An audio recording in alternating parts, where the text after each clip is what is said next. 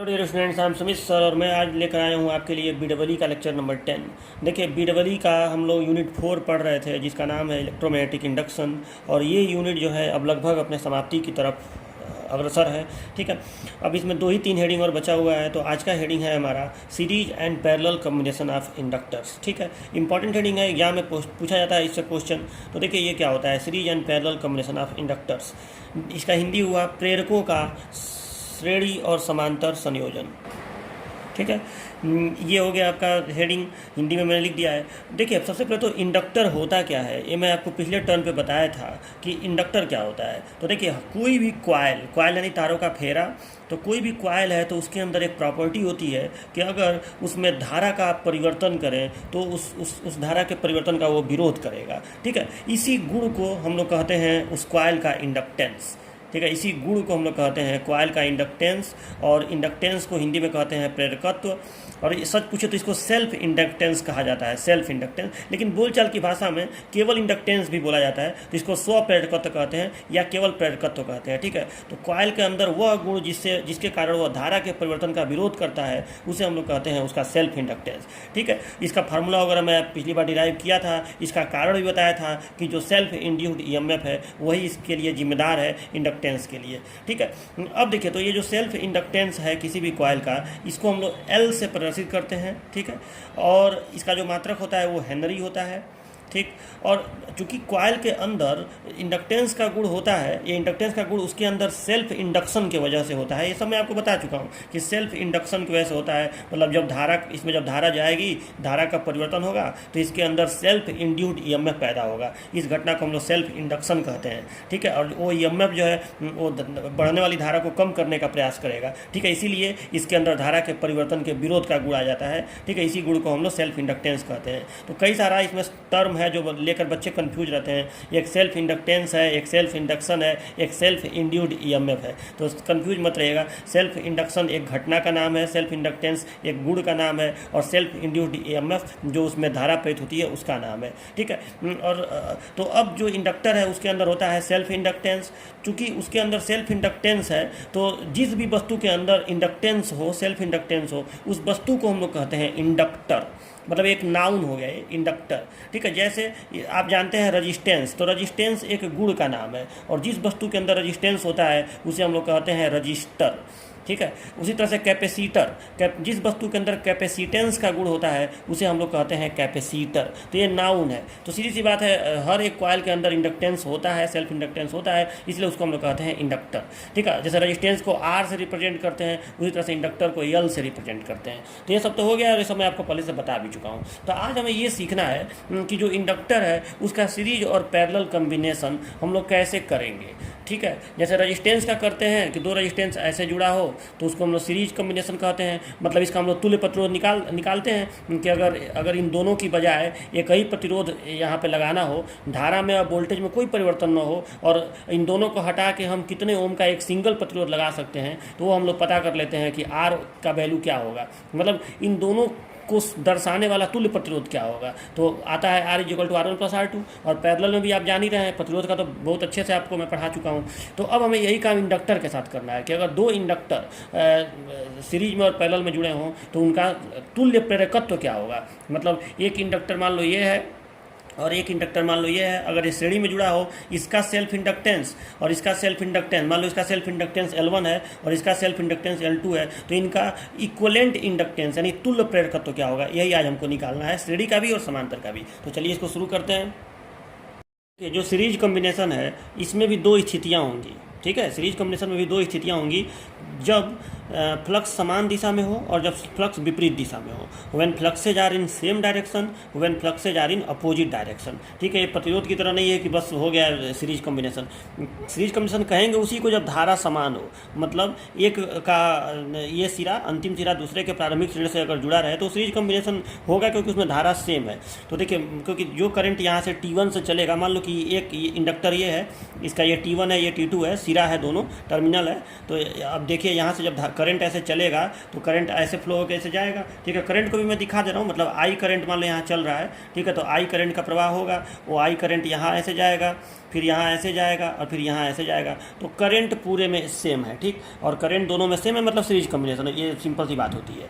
अब देखिए, अब इसका हमको बताना है कि अगर इसका सेल्फ इंडक्टेंस L1 हो, इसका सेल्फ इंडक्टेंस L1 हो और इसका सेल्फ इंडक्टेंस L2 हो, और दोनों के बीच का जो म्यूचुअल इंडक्टेंस है वो M हो, कैपिटल M, तो टोटल इंडक्टेंस कितना होगा, तुल्य इंडक्टेंस, तुल्य प्रेरकत्व, तो यही हमको बताना है, ठीक है। तो मैं इस बात को यहाँ पे लिख रहा हूँ कि लेट डेरिवेशन जब करेंगे फिगर बना देंगे और डेरिवेशन करेंगे, let L is equal to क्या है, सेल्फ इंडक्टेंस ऑफ कॉइल 1। देखिए मैंने यहाँ पे लिख दिया व्हाट इज L1, तो L1 है self inductance of first coil, पहले कॉइल का स्वप्रेरकत्व। L2 क्या है, सेकेंड कॉइल का self inductance of second coil. और M क्या है, म्यूचुअल इंडक्टेंस। अब इसमें देखो mutual inductance of first coil second coil नहीं लिखेंगे, ठीक है। क्यों नहीं लिखेंगे, इसलिए देखो मैं थोड़ा सा आपको 2-3 बातें मैं बता दूँ। मैंने आपको पहले टर्न पर बताया था कि जब एक कोई सिंगल कॉइल हो और उसमें आप धारा में परिवर्तन करेंगे तो उसकी वो धारा के परिवर्तन का विरोध करेगा और यही गुण कहलाएगा उसका सेल्फ इंडक्टेंस, ठीक है।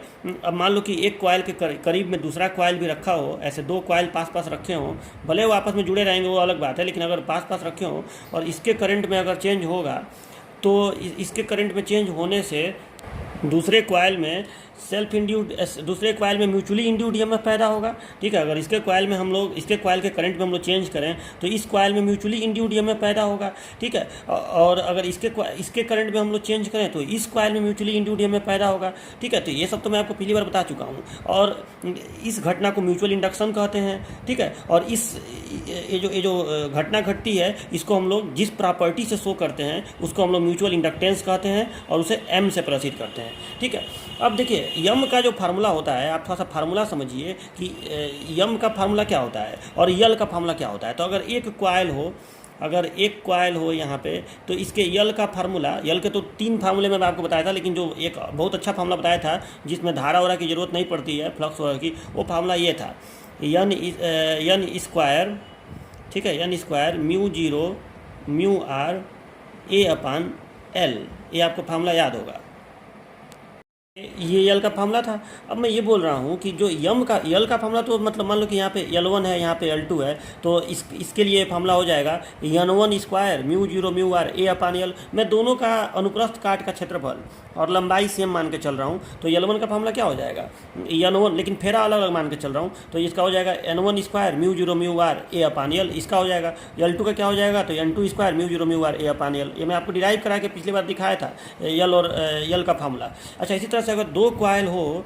अगर ऐसे 2 कॉइल हो, मान लो कि इसका भी अनुप्रस्थ काट A है और लंबाई L है, इसका भी अनुप्रस्थ काट A है, लंबाई L है, दोनों का A और L सेम है, ठीक है। और तब आप बताइए कि इसके म्यूचुअल इंडक्टेंस का फार्मूला क्या होगा। इन दोनों का म्यूचुअल इंडक्टेंस में 2 कॉइल तो होना ही चाहिए, इसलिए इसको हम लोग कहते हैं कि दोनों कॉइल के बीच का म्यूचुअल इंडक्टेंस कितना होगा। तो उसका फार्मूला होगा आपका N1 N2, N स्क्वायर नहीं, N1 N2 μ0 μr A/L, यही ना फार्मूला था, N1 N2 μ0 μr A/L।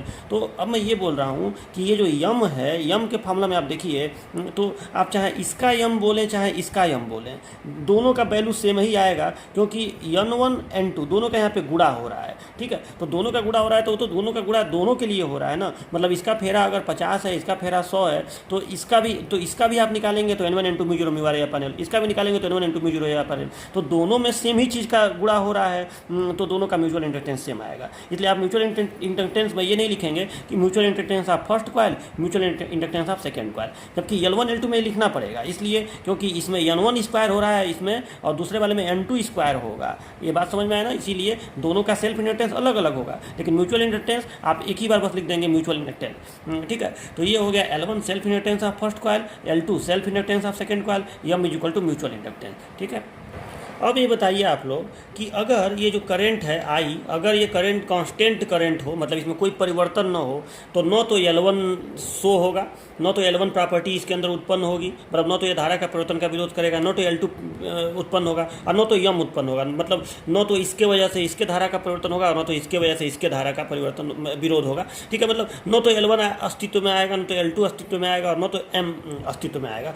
कोई प्रॉपर्टी होते हुए भी वो प्रॉपर्टी सामने नहीं आएगी, यही तो होता है। लेकिन जब इस धारा में चेंज होगा, चेंज माने वृद्धि चाहे कमी, तो इसके अंदर का ये L1 सामने आ जाएगा, L2 सामने आ जाएगा और M भी सामने आ जाएगा। ठीक है, तो अब मैं ये हिसाब से ये जानना चाहता हूँ, मैं एक कंडीशन ये मान के चल रहा हूँ कि धारा में मान लीजिए दोनों वृद्धि हो रहा है, चेंज तो नहीं कराना है, जब L1 L2 का हमें कॉम्बिनेशन निकालना है तो मैं ये मान के चल रहा हूँ कि धारा में वृद्धि हो रही है। तो आप जरा बताइए कि अगर करंट में वृद्धि होगा तो यहाँ पे इसके अंदर सेल्फ इंड्यूड ईएमएफ आएगा, और उस सेल्फ इंड्यूड ईएमएफ की दिशा क्या होगी, मतलब E1, अगर मैं उसको E1 से दर्शाऊँ तो उस E1 की दिशा क्या होगी। तो चलो उसको मैं यहाँ इसी कॉइल के ऊपर यहाँ छोटा सा L1 लिख दे रहा हूँ, और इसी कॉइल के ऊपर आप मुझे बताइए कि उस जो इसके अंदर सेल्फ इंड्यूड ईएमएफ आएगा उसकी दिशा क्या होगी।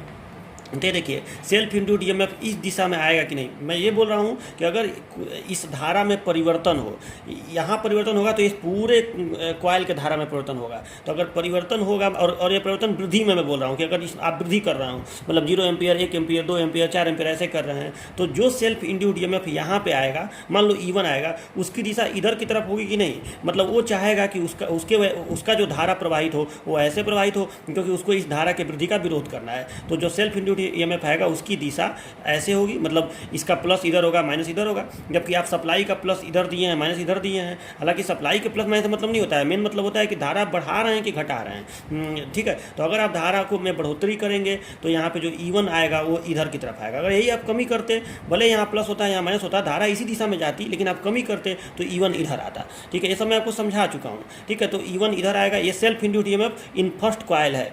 अच्छा, अब सेकेंड कॉइल का बताइए। तो देखो वही धारा, सीरीज में धारा तो सेम होती है, और यहाँ पे चूंकि फ्लक्स समान दिशा वाला आप कंडीशन का डेरिवेशन कर रहे हैं। समान दिशा का मतलब क्या हुआ, फ्लक्स समान दिशा का मतलब क्या हुआ कि इसमें भी उसी दिशा में धारा प्रवाहित होगी जिस दिशा में इसमें प्रवाहित होगी। मतलब ये जो I धारा आप प्रवाहित करा रहे हैं, इसमें भी बाएं से दाएं प्रवाहित करा रहे हैं, इसमें भी बाएं से दाएं प्रवाहित करा रहे हैं। यानी जो भी फ्लक्स इसका पैदा होगा, मतलब अगर यहाँ नॉर्थ पोल बनेगा तो यहाँ इसका साउथ पोल बनेगा, इसका नॉर्थ पोल यहाँ बनेगा तो इसका साउथ पोल यहाँ बनेगा। इसकी बल रेखाएं इधर से बाहर निकलेंगी, इधर अंदर आएंगी, तो इसकी भी इधर से बाहर निकलेंगी, इधर अंदर आएंगी। यही फ्लक्स की दिशा समान होने का मतलब होता है। मतलब यहाँ पे आप लिख सकते हैं कि जब धारा की दिशा समान हो, लेकिन थोड़ा सा फ्लक्स की दिशा लिखना ज़्यादा सूटेबल रहेगा।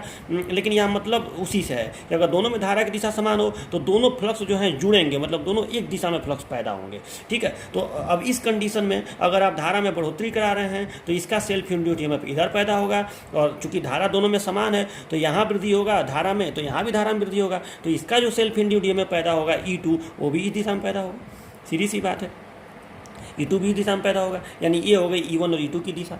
ठीक है, चलो अब एक बात और आपको बताना है कि ये बताइए कि अब जरा सा म्यूचुअली इंड्यूड ईएमएफ का बताइए। मतलब अगर ये जो सेकेंड कॉइल है, इस सेकेंड कॉइल के वजह से मान लो कि देखो इस कॉइल में धारा बह रही है, आप एक बार में एक ही कॉइल को सोचिए कि इस कॉइल में धारा बह रही है और ये धारा में वृद्धि हो रही है, इस धारा में वृद्धि हो रही है, तो यहाँ पास रखा ये दूसरा कॉइल है, तो इसमें जो स्वप्रेरित धारा, जो इसमें अननोन प्रेरित धारा जो प्रवाहित होगी, म्यूचुअली इंड्यूस्ड करंट जो प्रवाहित होगा, ठीक है, उसकी दिशा क्या होगी। अगर यहाँ धारा में, फिर से एक बार सुनिए मेरा क्वेश्चन, कि अगर इस कॉइल के धारा में अगर दो कॉइल ऐसे पास पास रखे हों, मान लो कि यह सेकेंड कॉइल है और इसके करंट में वृद्धि हो रहा है, इसके करंट में वृद्धि हो रहा है, तो यहाँ पास में जो दूसरा कॉइल रखा रहेगा, इसमें जो प्रेरित धारा प्रवाहित होगी उसकी दिशा क्या होगी, तो उसकी दिशा इधर होगी। ठीक है, अगर इसमें वृद्धि वाली धारा उधर प्रवाहित हो रही है तो वो उसके विपरीत दिशा में ही प्रवाहित होगी। मतलब यहाँ अगर बाएं से दाएं धारा प्रवाहित हो रही है तो यहाँ दाएं से बाएं ही प्रवाहित होगी। ठीक है, तो इस तरह से होगा। यानी जो ईएमएफ, यहाँ धारा का नहीं, हम ईएमएफ का दिशा बता रहे हैं, तो वही धारा की दिशा ही ईएमएफ की भी दिशा होगी। ठीक है, धारा जिस दिशा में बहेगा उसी दिशा में ईएमएफ भी होगा। ईएमएफ की दिशा भी तो प्लस से माइनस ही होती है और धारा की दिशा भी तो प्लस से माइनस होती है। तो यहाँ पे आपने E1 को इधर दिखाया, E2 को इधर दिखाया, क्योंकि धारा में वृद्धि हो रही है। उसी तरह से जो म्यूचुअली इंड्यूस्ड ईएमएफ यहाँ उत्पन्न होगा, म्यूचुअली इंड्यूस्ड ईएमएफ इस कॉइल फर्स्ट में कॉइल सेकेंड की वजह से उसकी दिशा भी इधर ही होगी। यही मैं आपको समझाना चाह रहा हूँ और इसको मैं लिख रहा हूँ E1 डैश। ठीक है, what is E1 dash? Mutually induced EMF in first coil due to second coil. ठीक है, अच्छा, और इसी तरह से ये बताइए कि अब इस कॉइल को जरा सोचिए कि इस कॉइल में धारा ऐसे प्रवाहित हो रही है, इस कॉइल में धारा ऐसे प्रवाहित हो रही है और ये धारा में वृद्धि हो रही है, तो पास रखे दूसरे कॉइल में, यहाँ भी म्यूचुअल इंडक्शन होगा, तो पास रखे दूसरे कॉइल में म्यूचुअली इंड्यूस्ड में पैदा होगा, उसकी दिशा किधर होगी, तो उसकी दिशा धारा के विपरीत होगी। धारा ऐसे प्रवाहित हो रही है तो उसके अपोजिट, यानी जो म्यूचुअली इंड्यूस्ड ईएमएफ होगा वो ऐसे होगा। अब इसको मैं लिख रहा हूँ E2 dash. What is E2 dash? तो E2 डैश जो है mutually induced EMF in second coil due to first coil. What is E1 dash? Mutually induced EMF in first coil due to second coil. What is E1 self induced EMF in first coil, इसमें due to नहीं बोलना है, self induced EMF due to first, self induced EMF in first coil. What is E2 self induced EMF in second coil, बस यही बोल देना है, ठीक है। दिशा इधर ही, मतलब इसका दिशा इधर, इसका दिशा इधर, इसका दिशा इधर, इसका दिशा इधर, ठीक है, क्योंकि यहाँ धारा में वृद्धि हो रही है। अगर धारा में कमी होती तो क्या होता? तो धारा में कमी होती तो ये उधर चला जाता, धारा को सपोर्ट करता, ये भी उधर चला जाता, धारा को सपोर्ट करता, और ये भी इधर चला जाता, और ये भी इधर चला जाता, मतलब सब ऐसे हो जाते। आपको ये समझ में आ ही गया होगा। तो ये हो गया आपका सेल्फ इंड्यूस्ड ईएमएफ और म्यूचुअली इंड्यूस्ड ईएमएफ का डायरेक्शन। अब मैंने लिखा यहाँ पे E1 क्या है? Self induced EMF in first coil, ठीक है। जो फर्स्ट कॉइल है इसका सेल्फ इंड्यूस्ड ईएमएफ, तो इसका फार्मूला क्या होगा? इसका फार्मूला क्या होगा? अगर करंट में, इस I करंट में चेंज हो रहा है तो इसका फार्मूला क्या होगा? E1 का फार्मूला क्या होगा? तो E1 का फार्मूला होगा, आपको मैं बता चुका हूँ कि E1 का फार्मूला होगा -L1 उसका सेल्फ इंडक्टेंस इंटू DI/dt, ये इसका फार्मूला होगा, ठीक है। यही तो आपको डिराइव में करवाया था कि E1 मतलब किसी भी कॉइल का जो सेल्फ इंड्यूस्ड ईएमएफ होता है वो -LdI/dt होता है, ठीक है। मतलब उस कॉइल का self inductance into rate of change of current, धारा में परिवर्तन का दर इंटू सेल्फ इंडक्टेंस, यही होता है। तो आप पहले कॉइल की बात कर रहे हैं तो उस कॉइल का सेल्फ इंडक्टेंस -L1 और rate of change of current, rate of change of current तो सबके लिए समान होगा क्योंकि ये सीरीज कॉम्बिनेशन है, ठीक है। इसमें ऐसा नहीं होगा कि इस कॉइल का DI/dt कुछ और होगा, इसका कुछ और होगा, धारा तो सब में सेम हो रही जा रही है, तो इसमें जो परिवर्तन की दर होगी वही हर जगह परिवर्तन की दर होगी, ठीक है। तो DI/dt हो गया ये, तो -L1 DI/dt। अच्छा, व्हाट इज E2? तो E2 क्या होगा? तो E2 का मतलब सेंटेंस क्या लिखेंगे? तो E2 जो है वो self induced EMF of second coil है, self induced EMF of second coil, ठीक है, ये हो गया। अच्छा, इसका फार्मूला क्या होगा? तो इसका फार्मूला होगा -L2 DI/dt। अच्छा, यहाँ पे ये होगा, माइनस चिन्ह क्या दर्शा रहा है? तो माइनस चिन्ह बस ये दर्शा रहा है कि जो ये सेल्फ इंड्यूस्ड ईएमएफ होगा वो रेट ऑफ चेंज का विरोध करेगा, मतलब धारा में अगर वृद्धि होनी होगी तो वो कमी करने की कोशिश करेगा, कमी होनी होगी तो वृद्धि करने की कोशिश करेगा, ठीक है। तो ये हो गया आपका E1 और E2, ठीक है। अच्छा, अब एक और चीज़, E1 डैश और E2 डैश भी तो है, तो व्हाट इज E1 डैश? ये E1 डैश क्या है? इसका सेंटेंस क्या लिखेंगे? ठीक है, देखो एक बात और बता दूँ, एग्जाम में अगर आएगा तो आपको इतना सब सेंटेंस लिखने की जरूरत नहीं है, आप सीधे E1 बराबर सूत्र लिखिए, E2 बराबर सूत्र लिखिए, लेकिन नोट्स में ये सब चीज़ें सारा भर देना चाहिए, क्योंकि नोट्स आप बाद में देखेंगे तो आपको बातें समझ में आएंगी। एग्जाम में समय कम रहता है तो इतना एग्जामिनर को इंप्रेस नहीं करना है कि बच्चे गलती क्या करते हैं कि जितना टीचर लिखवाएगा उतना जाकर छाप के आएंगे। अरे भाई, टीचर ज़्यादा चीज़ इसलिए लिखवाता है ताकि आपको याद करने में आसानी हो। एग्जाम में थोड़ा अपना कॉमन सेंस लगाइए कि समय कितना है, कितने नंबर का क्वेश्चन है। अगर कम नंबर का आया है तो केवल खटाक ज़्यादा लिखने की जरूरत नहीं है, केवल एक फिगर बनाइए और सीधे जो डेरिवेशन लास्ट में कराऊंगा वो कर दीजिए, ठीक है। लेकिन आप अपने नोट्स में हर चीज़ को बारीकी से लिखिए, ठीक है। तो चलो, तो E1 डैश क्या है? What is E1 dash? तो E1 डैश क्या है? तो E1 dash mutually induced EMF है, तो म्यूचुअली इंड्यूस्ड ईएमएफ में दो कॉइल की आवश्यकता पड़ती है, तो ये इसमें है म्यूचुअली इंड्यूस्ड ईएमएफ, किसके वजह से? इसके वजह से, ठीक है। तो इसको कैसे लिखेंगे? तो इसको लिखेंगे mutually induced EMF, mutually induced EMF. थोड़ा सा देखिए इंग्लिश का हैबिट लगाइए, ये सब आगे भविष्य में आपको काम देगा, ठीक है। तो मैं चाहूँ तो इसको हिंदी में लिखवा सकता हूँ, लेकिन आप लोग ये मेरी बात याद रखिएगा कि आगे भविष्य में अगर आप केवल हिंदी का प्रयोग करेंगे तो बाद में आपको बहुत दिक्कत होगी, क्योंकि आगे का जो कंपटीशन की किताबें वगैरह हैं सब अच्छी किताबें इंग्लिश में ही आती हैं। तो थोड़ा सा इंग्लिश पे, ये मैं नहीं कह रहा हूँ कि एकदम अंग्रेज बन जाओ, लेकिन थोड़ा सा इंग्लिश का महत्व समझिए। टेक्निकल एजुकेशन में इंग्लिश का महत्व है, तो थोड़ा सा इंग्लिश पे कमांड, हल्का फुल्का कमांड करना जरूरी है। तो देखिए E1 डैश क्या है? Mutually induced EMF in first coil due to second coil, in first coil due to second coil, ठीक है। इसको हिंदी में क्या मतलब, इसका हिंदी में मीनिंग क्या हुआ? तो सेकेंड कॉइल के कारण फर्स्ट कॉइल में अननोन प्रेरित ईएमएफ, ठीक है। अब इसका सूत्र बताइए क्या होगा? तो मैंने आपको बताया था कि अननोन प्रेरित ईएमएफ का सूत्र होता है, आपको बताया था E is equal two mutually induced EMF का सूत्र होता है -M DI/dt, ये आपको सूत्र बताया था। और सच पूछो तो उसमें सूत्र में ऐसे बताया था, अगर आपको याद होगा, आप कापी में देख लीजिएगा, -m di1/dt आपको मैं बताया था। मतलब दो कॉइल अगर हो तो सेकेंड कॉइल का मैं बताया था आपको कि सेकेंड कॉइल में जो म्यूचुअली इंड्यूस्ड ईएमएफ पैदा होगा वो दोनों के बीच का म्यूचुअल इंडक्टेंस इनटू di1/dt, पहले कॉइल में धारा की परिवर्तन की दर, ठीक है, ये होगा। तो यहाँ पे देखो, यहाँ पे लफड़ा ये है कि यहाँ पे दो कॉइल है, ठीक है। तो दो कॉइल हैं, तो अब मान लो कि एक पहला कॉइल है तो ये दूसरा कॉइल है, और अगर ये पहला कॉइल है तो ये दूसरा कॉइल है, ठीक है। मतलब इस कॉइल में जो ये पैदा हो रहा है वो इसके वजह से हो रहा है, ठीक है। इस कॉइल में जो पैदा हो रहा है इसके वजह से हो रहा है, और इस कॉइल में जो पैदा हो रहा है इसके वजह से हो रहा है। इसके धारा में परिवर्तन से इसका हो रहा है, और इसके धारा में परिवर्तन से इसका हो रहा है, ठीक है। तो दोनों एक दूसरे के लिए कर रहे हैं, और यम तो दोनों के लिए सेम ही मैं बताया हूँ, क्योंकि इसका सूत्र होता है N1 N2 μ0 μr A/L। तो ये तो दोनों के लिए सेम ही आएगा, तो यम दोनों के लिए सेम है। और सच पूछो तो धारा में परिवर्तन भी तो दोनों का सेम है। ये आप थोड़े लिखेंगे कि di1/dt और di2/dt, यार सेम धारा दोनों में जा रही है। जब सीरीज कॉम्बिनेशन है तो जो परिवर्तन इसमें है वही परिवर्तन इसमें है, ठीक है। तो ये तो बात आपको समझ में आ गया होगा। और एक बात और कि यहाँ पे आप देखिए तो इन दोनों की दिशाएं एक समान है। मतलब अगर E1 विरोध कर रहा है तो E1 डैश भी विरोध कर रहा है, और अगर E2 विरोध कर रहा है इस धारा के परिवर्तन का, तो E2 डैश भी विरोध कर रहा है। यानी अगर इसका चिन्ह आप माइनस लिखे हैं तो इसका चिन्ह भी माइनस में ही लिखना पड़ेगा, और इसका चिन्ह अगर आप माइनस लिखे हैं तो इसका भी माइनस में लिखना, दोनों विरोधी कर रहे हैं, ठीक है। तो ये ध्यान दीजिएगा। तो यहाँ पर हम इसको लिख सकते हैं E1 डैश का क्या हो गया, तो E1 डैश हो गया -m, और इसको लिखना पड़ेगा di/dt। या बात समझ में आया ना, -m di/dt, ठीक है। di/dt इसलिए लिखा है क्योंकि धारा परिवर्तन दर दोनों कॉइलों के लिए सेम है, और यहाँ पे M1 M2 नहीं लिखाएगा, M ही लिखाएगा, क्योंकि हर दोनों कॉइल का जो म्यूचुअल इंडक्टेंस है वो सेम है, ठीक है। क्योंकि म्यूचुअल इंडक्टेंस का सूत्र होता है, वो बार बार बता रहा हूँ, N1 N2 का गुणा होता है उसमें, जबकि सेल्फ इंडक्टेंस का सूत्र में N1 स्क्वायर होगा एक में, और एक में N2 स्क्वायर होगा, जो फार्मूला है, ठीक है। इसलिए L1 L2 अलग आएगा, लेकिन M दोनों के लिए सेम ही आएगा। अच्छा, इसी तरह से E2 डैश क्या है, तो E2 डैश है mutually induced EMF in second coil due to first coil. Mutually induced EMF in second coil due to first coil, मतलब मैं इसकी बात कर रहा हूँ, इस E2 डैश की बात कर रहा हूँ। मतलब इसमें उत्पन्न ईएमएफ, ये म्यूचुअली इंड्यूस्ड ईएमएफ है, इसके वजह से आया है, फर्स्ट कॉइल की वजह से। तो इसका फार्मूला क्या होगा, तो इसका फार्मूला सेम यही वाला होगा, यम दोनों के लिए सेम ही होगा। और चूंकि ये भी विरोधी कर रहा है, दिखाया हूँ चिन्ह के हिसाब से, तो यम और di/dt तो भाई सीरीज कॉम्बिनेशन है तो सेम ही होगा। तो अब देखिए, अब आप अपने जब एग्जाम में इसको देखिए, कापी में लिखिएगा तो पूरा ऐसे लिखिएगा, लेकिन जब एग्जाम में आप लिखिएगा तो E1 बराबर इतना, E2 बराबर इतना, E1 डैश बराबर इतना, E2 सीधे ये लिख दीजिएगा। इतना सब विस्तार करके समझाने की ज़रूरत नहीं है, ठीक है, वहाँ समय बचाइएगा।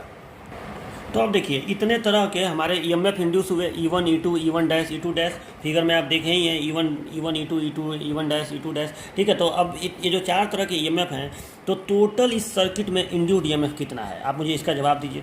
टोटल इंड्यूस्ड ईएमएफ, तो सीधी सी बात है, इसलिए टोटल इंड्यूस्ड ईएमएफ कितना है इस सर्किट में, total induced EMF E is equal to, आप लिख सकते हैं, सबको जोड़ दीजिए, E1 + E2 + E3 + E4, ठीक है। अगर हम सबको जोड़ दें तो टोटल इंड्यूस्ड ईएमएफ निकल जाएगा।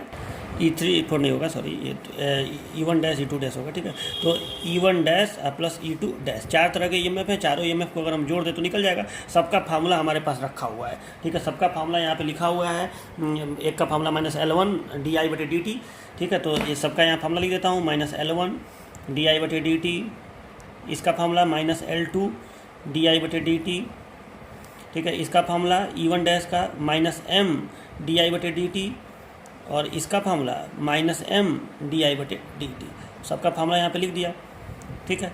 अब देखिए, अगर मैं इसमें से di/dt कॉमन ले लूँ तो टोटल जो कॉम्बिनेशन का इंड्यूस्ड ईएमएफ है वो हो जाएगा -L1, ठीक है। माइनस भी अगर कॉमन ले लूँ तो ये हो जाएगा ब्रैकेट में L1 + L2 + 2m di/dt, देख लीजिए ये होगा ना, ठीक है। माइनस कॉमन ले लूँ तो L1 यहाँ +L2 और 2m हो जाएगा, 2m + 2m, और बाहर कर दिया di/dt, ठीक है। चलो, अब आप बताइए कि ये तो हो गया टोटल इंड्यूस्ड ईएमएफ पूरे सर्किट का। और आप जानते हैं कि चूँकि टोटल इंड्यूस्ड ईएमएफ को आप ऐसे भी तो लिख सकते हैं, टोटल इंड्यूस्ड ईएमएफ को आप ऐसे, अगर इस पूरे कॉम्बिनेशन का अगर इस पूरे कॉम्बिनेशन का इंडक्टेंस तुल्य प्रेरकत्व यल हो, मान लो एल, केवल एल, L1 L2 नहीं, केवल एल, तो अगर इस पूरे कॉम्बिनेशन का तुल्य प्रेरकत्व यल हो तो आप इसको ऐसे नहीं लिख सकते हैं फैराडे के नियम से ई को, जो टोटल इंटू डीएमएफ है, इसको ऐसे नहीं लिख सकते हैं कि अगर आपको सबका पता हो, तुल्य पता हो, तो -LdI/dt।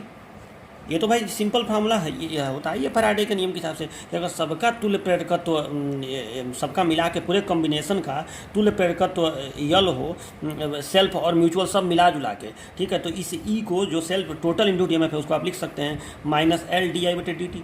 ठीक है, तो अब आप देखिए इस समीकरण और इस समीकरण, इन दोनों समीकरणों की आप तुलना करिए, समीकरण 1 व 2 से। ठीक है, समीकरण 1 व 2 से अगर आप तुलना करेंगे तो आपको साफ दिख रहा होगा कि यहाँ पे ई बराबर आया है -L1 + L2 + 2mdI/dt, यहाँ पे ई बराबर आया है -LdI/dt। तो इसका मतलब ये हो गया कि जो ये यल है, मतलब जो तुल्य प्रेरकत्व है, यल इज इक्वल टू, ये है L1 + L2 + 2m, क्योंकि माइनस यहाँ भी है, माइनस यहाँ भी है, dI/dt यहाँ भी है, dI/dt यहाँ भी है।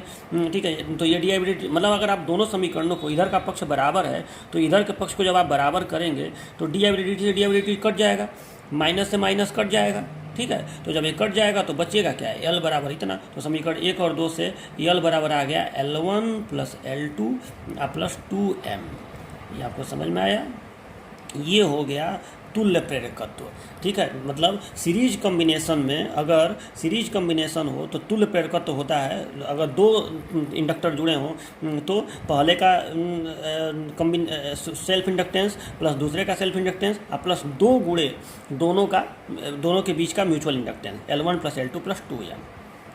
ठीक है, तो ये आपका फॉर्मूला है। अब देखिए कई बार क्या होता है कि दो कॉइल, मान लो कि एक कॉइल ऐसे रखा है और दूसरा कॉइल जो सीरीज में जोड़ा जा रहा है वो काफ़ी दूर है। मान लो कि तार भले बीच में है लेकिन वो काफ़ी दूरी पे है, तो उस कंडीशन में क्या होता है कि इसका फ्लक्स इसको नहीं मिल पाता है और इसका फ्लक्स इसको नहीं मिल पाता है। तो उस कंडीशन में जो म्यूचुअली इंड्यूस्ड ईएमएफ होता है वो जीरो हो जाता है। ठीक है, यानी जो म्यूचुअल इंडक्टेंस है वो जीरो हो जाता है। तो उस कंडीशन में अगर यम का मान कैसे भी करके जीरो हो जाए तो फार्मूला आएगा यल बराबर L1 + L2। अगर तीन कॉइल हैं तो L1 + L2 + L3 + L, मतलब मैं ये बताना चाहता हूँ कि कहीं ना कहीं जो फार्मूला रजिस्टेंस में आता है R = R1 + R2 + R3 ऐसे तुल्य वाले में, उसी तरह का फार्मूला इसमें भी आएगा अगर यम जीरो हो तब, कि L1 + L2 + L3 + L4 plus जितना हो उस तरह से आएगा। ठीक है, कई बार ऐसा भी होता है कि मान लो कि ये कॉइल है और दूसरा कॉइल भले सीरीज में ऐसे जोड़ा गया है। ठीक है, दूसरा कॉइल इस तरह से अगर हो, मान लो ऐसे इसके लंबवत हो। ठीक है, तो मान लो कि ये दूसरा कॉइल इस तरह से परपेंडिकुलर है, तो उस कंडीशन में भी ऐसा होता है कि अब इसका जो फ्लक्स पैदा होगा वो इसको लंबवत प्राप्त होगा। तो जब फ्लक्स इसको लंबवत प्राप्त होगा तो जाहिर सी बात है इसमें कोई भी म्यूचुअली इंड्यूस्ड ईएमएफ नहीं पैदा होगा। मतलब थीटा का मान जब 90 डिग्री हो जाएगा तो आप जान ही रहे हैं फाई बराबर BA cos थीटा होता है। थीटा 90 डिग्री हो जाएगा तो इसमें कोई फ्लक्स नहीं प्राप्त होगा। ठीक है, तो इसमें भी कोई, तब इस कंडीशन में भी कोई म्यूचुअली इंड्यूस्ड ईएमएफ यहाँ पर नहीं पैदा होगा। मतलब कैसे भी करके अगर यम जीरो हो जाए तो केवल आपका फार्मूला हो जाएगा L1 + L2 + L3 + L4, ऐसे जितने कॉइल होंगे उन सबका जुड़ता जाएगा। तो इसको मैं लास्ट में नोट में लिखवा दूंगा। ठीक है, तो अभी के लिए फिलहाल आपके लिए फार्मूला है L1 + L2 + 2m। ठीक है, दो कॉइल अगर सीरीज में जुड़े हो तो L1 + L2 + 2m, इसको याद रखिएगा। और ये सीरीज के लिए है, किस कंडीशन के लिए, जब फ्लक्स समान दिशा में हो, मतलब दोनों में धारा की दिशा समान हो। ठीक है, तब के लिए है। अब सेकेंड कंडीशन देखिए, जब दोनों में धारा की दिशा विपरीत हो तब क्या होगा। तो सीरीज कॉम्बिनेशन का दूसरा कंडीशन, जब फ्लक्स से जा रही ना अपोजिट डायरेक्शन, जब फ्लक्स विपरीत दिशा में हो। ठीक है, फ्लक्स विपरीत दिशा में होने का मतलब क्या हुआ, देखिए मैंने सर्किट बना दिया, ये भी सीरीज कॉम्बिनेशन ही है। ये देखिए यहाँ से धारा चलेगा, मान लो यहाँ मैंने बैटरी का प्लस से जोड़ा है, यहाँ माइनस से जोड़ा है। ठीक है, तो यहाँ पे भी आप देखिए, तो यहाँ पे धारा ऐसे चलेगा। अब देखिए मैंने क्या है कि T2 को मैंने ऐसे करके T3 से जोड़ दिया है। ठीक है, इसके पहले वाले में मैं ऐसे जोड़ा था, इस तरह से, आपको याद होगा, इस तरह से ऐसे जोड़ा था ना, ऐसे करके ऐसे जोड़ा था। ठीक है, तो यहाँ पे T1, यहाँ पे T2, यहाँ पे T3, यहाँ पे T4। ठीक है, तो ऐसे कॉम्बिनेशन था कि इसका अंतिम उसके प्रारंभिक से जुड़ा था। यहाँ पे ऐसे जोड़ा हूँ कि इसका अंतिम इसी के अंतिम से जुड़ा है, और प्रारंभिक इसका भी और प्रारंभिक इसका भी, दोनों पर मैं ला के यहाँ प्लस दूंगा, यहाँ माइनस दूंगा, लेकिन दोनों में करंट सेम ही रहेगा। अब ये मत कहिएगा सर ये तो पैरेलल हो गया, पैरेलल नहीं हुआ। सीरीज का मतलब होता है धारा सेम होना। तो ये बताओ, जो करंट यहाँ से चलेगा वो करंट एक तार में एक ही करंट प्रवाहित हो सकता है। तो है तो ये भी तारों का फेरा ही। तो यहाँ से करंट चलेगा तो अब ऐसे करंट आएगा तो ऐसे करंट आके इधर आ जाएगा, तो सेम करंट दोनों में गया कि नहीं, तो सीरीज कॉम्बिनेशन है। लेकिन अब इसमें फ्लक्स विपरीत दिशा में होगा क्योंकि धारा की दिशा विपरीत है। अब इसके पहले वाले कंडीशन में दोनों में धारा ऐसे प्रवाहित हो रहा था, बाएं से दाएं, लेकिन अब देखिए तो इसमें करंट प्रवाहित हो रहा है बाएं से दाएं, इसमें दाएं से बाएं, यानी फ्लक्स विपरीत दिशा में होंगे। ठीक है, इसका अगर नॉर्थ पोल इधर होगा, साउथ पोल इधर होगा, ऐसे बल रेखाएं निकलेंगी। तो हो सकता है कि इसका नॉर्थ पोल इधर हो, साउथ पोल इधर हो, तो ऐसे बल रेखाएं निकले, मतलब दोनों फ्लक्स एक दूसरे का विरोध करेंगे। तब जो फार्मूला आपका निकला था अभी कि L1 + L2 + 2m, क्या उस पर कोई असर पड़ेगा, ये हमें समझना है। तो इस वाले कॉम्बिनेशन को ज़रा देखिए। ठीक है, तो पहले ज़रा धारा की पहले उसका ज़रा दिशा बताओ। तो ये बताइए, मान लीजिए कि इसमें जो करंट प्रवाहित हो रहा है आई, उसमें बढ़ोतरी हो रही है, चेंज दिखाना है तो मान लीजिए बढ़ोतरी हो रही है। ठीक है, और यहाँ से आई जा रहा है और यहाँ पे भी ऐसे आई ही प्रवाहित होगा। मान लो इसमें बढ़ोतरी हो रही है। ठीक है, तो बढ़ोतरी होगा तो यहाँ पे जो ईएमएफ इंड्यूस होगा, जो सेल्फ इंड्यूड ईएमएफ इंड्यूस होगा, स्व प्रेरित ईएमएफ, उसकी दिशा किधर होगी, तो इसकी दिशा इधर होगी, अपोजिट दिखाने के लिए इधर होगी, यानी ये हो गया E1 का डायरेक्शन, इसका सेल्फ इंड्यूड ईएमएफ। उसी तरह से इसका जो सेल्फ इंड्यूड ईएमएफ होगा उसकी दिशा किधर होगी। ये बताओ, इसमें धारा इधर ऐसे जा रहा है, ये ध्यान दीजिएगा, धारा इधर जा रहा है और उसमें बढ़ोतरी हो रही है, तो सेल्फ इंड्यूड ईएमएफ कमी करने का प्रयास करेगा। तो ये देखो, ये होगा कि नहीं, E2 का डायरेक्शन, मतलब जो इसमें अब सेल्फ इंड्यूड ईएमएफ पैदा होगा उसका डायरेक्शन ऐसे होगा कि नहीं। अच्छा, उसी तरह से जरा म्यूचुअली का बताइए। तो इसमें जो म्यूचुअली इंड्यूड ईएमएफ पैदा होगा, इसके वजह से, इस कॉइल की वजह से जो इसमें पैदा होगा वो किधर पैदा होगा। तो देखो, इसमें धारा इधर प्रवाहित हो रही है और इसमें बढ़ोतरी हो रही है, तो इसमें जो प्रेरित होगा इस इधर वाले की वजह से वो विपरीत दिशा में होगा, तो इसमें इधर पैदा होगा। देखो कितनी आसानी से आप ईएमएफ का डायरेक्शन पता कर ले रहे हैं कि इसमें अगर धारा ऐसे प्रवाहित हो रही है, उसमें बढ़ोतरी हो रही है, तो बढ़ोतरी का विरोध यानी कमी, और कमी मतलब अपोजिट डायरेक्शन, यानी इसमें अगर ऐसे प्रवाहित हो रहा है तो इसमें ऐसे प्रवाहित होगा। अब ये हो गया E1 डैश। अच्छा, और ये बताओ कि इसमें धारा ऐसे प्रवाहित हो रही है, इसमें अब इसका म्यूचुअली बताना है, तो इसमें धारा अगर ऐसे प्रवाहित हो रही है, इसमें वृद्धि हो रही है, तो इस वृद्धि का विरोध ये इसका ईएमएफ जो पैदा होगा वो कैसे करेगा, ऐसे करेगा। ये हो गया E2 डैश। ये बात समझ में आया कि नहीं। ठीक है, तो अब ध्यान से देखिए आप लोग, तो इसमें भी दोनों, अभी इसके पहले वाले कंडीशन में ये भी इधर था, ये भी इधर था, ये भी इधर था और ये भी इधर था, देख रहे हो, इसमें दोनों उल्टा हो गया। देखिए, दोनों उल्टा हो गया और ये दोनों भी उल्टा हो गया। ठीक है, तो अब इसका आपको बताना है कि क्या होगा। तो चलिए, अब बहुत ज़्यादा हमें डिटेल तो लिखने की ज़रूरत नहीं है, अब हमें ये पूरा, हाँ अब यहाँ पे आओ, इसमें आपको बताना है। तो देखिए, अब आपको बताना है कि इस फार्मूला में क्या क्या चेंज होगा। ये तो सेंटेंस तो सेम ही रहेगा, सेंटेंस तो कुछ नहीं बदलेगा, बस आपको बताना है चिन्ह का बताना है। तो ये बताओ, ये जो E1 पैदा हो रहा है, थोड़ा सा यहाँ पे देखिए, ये जो E1 पैदा हो रहा है यहाँ पे, ये जो E1 पैदा हो रहा है, इसका तो काम होता है हमेशा धारा के परिवर्तन का विरोध करना। तो E1 बराबर होगा -L1 dI/dt। तो उसका तो ये एकदम सही लिखा हुआ है, -L1 dI/dt। ये तो हमेशा होता है, जो सेल्फ इंड्यूड ईएमएफ होता है वो धारा में परिवर्तन का विरोध करता है। ठीक है, तो -L1 dI/dt होगा ही होगा। उसी तरह से जो ये E2 होगा, सेल्फ इंड्यूड ईएमएफ E2, वो भी धारा में परिवर्तन का विरोध करता है। धारा में परिवर्तन यहाँ भी dI/dt ही है, तो ये हो जाएगा -L2 dI/dt। तो ये भी सही लिखा हुआ है, -L2 dI/dt। लेकिन अब जैसा E1 डैश का देखिए, ये बताओ, अगर E1 इधर ऐसे हो रहा है, अगर E1 इधर हो रहा है, इसको आप कह रहे हैं विरोध करना, धारा में परिवर्तन का विरोध करना, तो क्योंकि जाहिर सी बात है ये धारा ऐसे प्रवाहित हो रही है, जो आई धारा है ऐसे प्रवाहित हो रही है, तो ईएमएफ अगर इधर प्रेरित होगा तो वो इसका विरोध करेगा, उसका काम ही है विरोध करना, हो तो करेगा ही करेगा। इसमें धारा इधर ऐसे प्रवाहित हो रही है, तो ये जो E2 है उसका विरोध करेगा, तो उधर अपनी दिशा को रखेगा। लेकिन ये जो E1 डैश है, ये तो इधर प्रेरित हुआ है, E1 डैश यानी जो म्यूचुअल वाला पैदा हुआ है, इसके वजह से ये तो इधर की ओर प्रेरित हुआ है, यानी कहीं ना कहीं ये इसको सपोर्ट कर रहा है। सपोर्ट कर रहा है किसको, इस आई को, dI/dt को, मतलब मुख्य धारा को ये सपोर्ट कर रहा है। तो अगर ये सपोर्ट कर रहा है, विरोध नहीं कर रहा है, तो इसका आप माइनस क्यों लिखेंगे, इसका तो आपको प्लस लिखना पड़ेगा ना। बात को समझ, देखो यहाँ पे माइनस चिन्ह बताता है कि dI/dt में धारा के परिवर्तन का विरोध हो रहा है, ये बताता है। और विरोध करना कहते किसे हैं, तो विरोध करना कहते हैं जब बढ़ोतरी हो तो उसके अपोजिट में धारा प्रवाहित करने की कोशिश, और जब कमी हो तो उसके सेम दिशा में धारा प्रवाहित करने की कोशिश। तो यहाँ पे इसमें बढ़ोतरी हो रही है और ये उसी दिशा में ईएमएफ भी पैदा कर रहा है, यानी ये कहीं ना कहीं उसको सपोर्ट कर रहा है, बढ़ोतरी को और सपोर्ट कर रहा है। ठीक है, तो इसके में आप माइनस नहीं लिख सकते हैं, ये बात समझिएगा। तो E1 डैश के सूत्र में यहाँ पे आपको प्लस लिखना पड़ेगा, प्लस MDI/dt, ये ध्यान रखिएगा। ये वाला तो हमेशा माइनस होता है, हमेशा माइनस होता है, है, क्योंकि हमेशा विरोध करता है। उसकी दिशा को भी मैं यहाँ दिखाया हूँ कि यहाँ पे इधर अगर धारा प्रेरित हो रही है, धारा में इधर बढ़ोतरी हो रही है इस दिशा में, तो E1 अपना दिशा इधर रखेगा। इसमें इस दिशा में धारा में वृद्धि हो रही है, धारा ऐसे प्रवाहित हो रहा है, वृद्धि हो रही है, तो E2 अपना डायरेक्शन उधर रखेगा। लेकिन E1 डैश जो है वो तो मैं आपको बताया हूँ ना कि E1 डैश इसके वजह से पैदा हुआ है, तो इसमें धारा इधर ऐसे बढ़ोतरी हो रही है, तो म्यूचुअली वाला अब इधर ऐसे कर लेगा अपने आप को। विरोध तो ये भी कर रहा है, ऐसा नहीं है विरोध कर रहा है, लेकिन इसका विरोध नहीं ये कर रहा है। तो इसमें अगर धारा उल्टी हो गई है तो इसमें अब सेम दिशा उसी दिशा में आएगा जिस दिशा में इसमें धारा प्रवाहित हो रही थी। बात समझ में आ रहा है कि नहीं। और उसी तरह से ये जो E2 डैश है वो इसका विरोध करता है, ठीक है। तो जब इसका विरोध करेगा तो इसमें धारा ऐसे प्रवाहित हो रही है, ऐसे बढ़ोतरी हो रही है, तो ये अपना इधर कर लिया। तो ये अपना जब इधर कर लिया तो कहीं ना कहीं इस धारा को ये सपोर्ट करने लगा और इस धारा को ये सपोर्ट करने लगा। तो E1 डैश जब लिखाएगा तो वहाँ पर आपका प्लस लिखाएगा, प्लस M di/dt, क्योंकि इस कॉइल के लिए तो वो सपोर्टिंग EMF हो गया।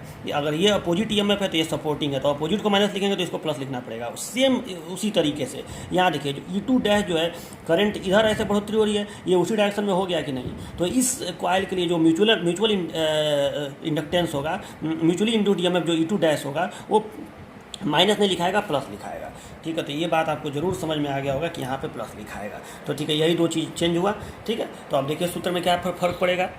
तो यहाँ आइए, E is equal to total induced EMF E is equal to E1 plus E2, ये तो सब जुड़ ही जाएगा। तो E1 plus E2 plus E1 dash plus E2 dash. अब देखिए माइनस L1 माइनस L2, और ये देखो प्लस और प्लस, ये हो गया, ठीक है। अब देखिए यहाँ पे माइनस कॉमन लेंगे तो L1 प्लस L2, और ये देखिए माइनस 2m di/dt। अब टोटल इंड्यूस्ड EMF अगर पूरे कॉम्बिनेशन का प्रेरकत्व तुल्य प्रेरकत्व यल हो तो हम लिख सकते हैं टोटल इंड्यूस्ड EMF को E बराबर माइनस L di/dt, ठीक है। तो अब इसका तुलना इससे करेंगे तो आपका देखिए क्या आएगा, ये आएगा इतना चीज़ के बदले में हम लोग ये यल लगा सकते हैं। तो यहाँ पे यल बराबर हो गया L1 plus L2 minus 2m, ये देखिए माइनस 2m यहाँ पे आ गया, जहाँ पे यल क्या है, इक्विवेलेंट इंडक्टेंस है, ठीक है। तो ये आपका फार्मूला आया जब फ्लक्स अपोजिट दिशा में हो। तो ये पूरा आपको दोबारा लिखना पड़ेगा, ठीक है। एग्जाम में थोड़ा सा शॉर्टकट में, एग्जाम में इतना नहीं, एग्जाम में हेडिंग डाल के सब इतना कहानी लिखने की जरूरत नहीं है, सीधे शॉर्टकट में अपना लिख दीजिएगा, ठीक है। मेन ये सूत्र एग्जामिनर को नज़र में आना चाहिए, और ये सूत्र कंपटीशन के पॉइंट ऑफ व्यू से भी इंपॉर्टेंट है कि अगर फ्लक्स सेम दिशा में हो तो L1 plus L2 plus 2m, और अगर फ्लक्स अपोजिट दिशा में हो तो L1 plus L2 minus 2m, ठीक है। तो नोट में आप एक कंक्लूजन लिख देंगे कि सीरीज कॉम्बिनेशन में L is equal to L1 plus L2 plus 2m when flux is additive माने जब फ्लक्स योगात्मक हो, मतलब सेम दिशा में हो, तो L1 plus L2 plus 2m, और L बराबर L1 plus L2 minus 2m when flux is subtractive माने ऋणात्मक, मतलब अपोजिट दिशा में हो जब फ्लक्स, ठीक है, मतलब वही धारा की दिशा अपोजिट हो, तो L1 plus L2 minus 2m, ठीक है। तो ये तो दोनों फार्मूला हो गया। और अगर m का मान 0 हो, मतलब अभी बताया ना क्यों 0 हो सकता है, तो अगर म्यूचुअल इंडक्टेंस 0 हो तो L बराबर L1 प्लस L2, ठीक है, या L3 प्लस L4 ऐसे हो जाएगा, मतलब जैसे प्रतिरोध का होता है। यानी हमको ये मतलब समझ में आया कि फ्लक्स के एडिटिव या सब्ट्रैक्टिव होने से, मतलब अगर आप कनेक्शन ऐसे करें कॉइल का, चाहे कनेक्शन चाहे ऐसे करें दो कॉइल का, अगर m 0 है तो फिर इस यल पे कोई असर नहीं पड़ेगा, L1 plus L2 plus L3 वो जुड़ता ही जाएगा, केवल इस m वाले पे असर पड़ता है कनेक्शन का, ठीक है, ये ध्यान दीजिएगा, बाकी सारा चीज़ सेम होता है, ठीक है। तो ये हो गया, आपको तो जरूर ये सीरीज कॉम्बिनेशन आपको समझ में आ गया होगा। चलिए अब हम लोग बात करते हैं पैरेलल कॉम्बिनेशन की। तो देखिए अब पैरेलल कॉम्बिनेशन, ठीक है, पैरेलल कॉम्बिनेशन इसमें भी हम दो कंडीशन में डेरिवेशन करेंगे, लेकिन ये दोनों कंडीशन अलग अलग है। वो नहीं है कि जब फ्लक्स एडिटिव हो और जब फ्लक्स सब्ट्रैक्टिव हो, मतलब एक डायरेक्शन में, उसमें वो चीज़ नहीं है। इसमें हम पहले डेरिवेशन करेंगे व्हेन म्यूचुअल इंडक्टेंस इज 0, मतलब जब m का मान 0 हो, मतलब म्यूचुअल इंडक्टेंस को कंसिडर नहीं करेंगे। ऐसा मैं इसलिए कर रहा हूँ क्योंकि ये कंडीशन थोड़ा आसान होता है और इसका ज़्यादा यूज हमको देखने को मिलता है, ठीक है। तो m का मान अगर 0 हो, मतलब हमें म्यूचुअल इंडक्टेंस को कंसिडर नहीं करना है, केवल हमें ये मान के चलना है कि इसका सेल्फ इंडक्टेंस L1, इसका L2, इसका L3, तो टोटल इंडक्टेंस कितना होगा। मतलब हमें ये मान के नहीं चलना है कि इसका फ्लक्स इसको भी मिलेगा, इसमें भी MF इंड्यूस होगा, इसका इसको मिलेगा, इसका उसको, ये सब मान के नहीं चलना है, ठीक है। हमें म्यूचुअल का कोई कॉन्सेप्ट नहीं लेकर चलना है, केवल सेल्फ का कॉन्सेप्ट लेकर चलना है कि हाँ इसमें L1 है, इसमें L2 है, इसमें L3 है। चलो, और टोटल धारा मान लो यहाँ से I प्रवाहित हो रही है, ये पैरेलल कनेक्शन तो है ही, इतना तो आपको दिख ही रहा होगा। I करंट है, जाएगा I करंट तो 3 भागों में बटेगा, मान लो 3 इंडक्टर लिया हूँ तो, ठीक है। तो ये हो गया I1, ये हो गया I2 और ये हो गया I3, ठीक है, तीनों का करंट मैंने ऐसे लिख दिया I1 I2 I3। अब एक बात बताइए आप लोग कि चूँकि आपको इतना तो दिख रहा होगा कि I is equal to I1 plus I2 plus I3 है। ठीक है, अगर मैं पूरे पक्ष का समाकलन कर दूं, या मैं ये कहना चाह रहा हूं कि अगर समय के सापेक्ष में, टाइम के रेस्पेक्ट में इस करंट में परिवर्तन होगा तो इस करंट में भी होगा, इस करंट में भी होगा, इस करंट में भी होगा। तो अगर मैं दोनों पक्षों का अवकलन कर दूं, डिफ्रेंशिएट कर दूं टाइम के रेस्पेक्ट में, तो ऐसे लिखा जा सकता है कि नहीं, इसको di/dt इज इक्वल टू इसको di1/dt plus di2/dt plus di3/d3, ये तो लिखा ही जा सकता है। इसका मतलब ये हुआ कि अगर इस समय के सापेक्ष इसमें परिवर्तन होगा तो उसी दर से परिवर्तन उसमें भी होने लगेगा। मतलब इसमें अगर हर सेकंड 1 एम्पियर का परिवर्तन होगा, मान लो कि ये 10 एम्पियर से 11 एम्पियर हो रहा है, तो ये भी 2 एम्पियर से 3 एम्पियर होगा उतने ही देर में। सीधी सी बात है, मतलब दर अगर इसमें परिवर्तन हो रहा है तो इन तीनों में होगा, सेम दर से होगा। तो di/dt बराबर di1/dt और di2/dt और di3/dt ये हो गया। चलो ये मान लो अभी हो गया इक्वेशन नंबर 1, इसको याद रखिएगा, ये इक्वेशन नंबर 1 है।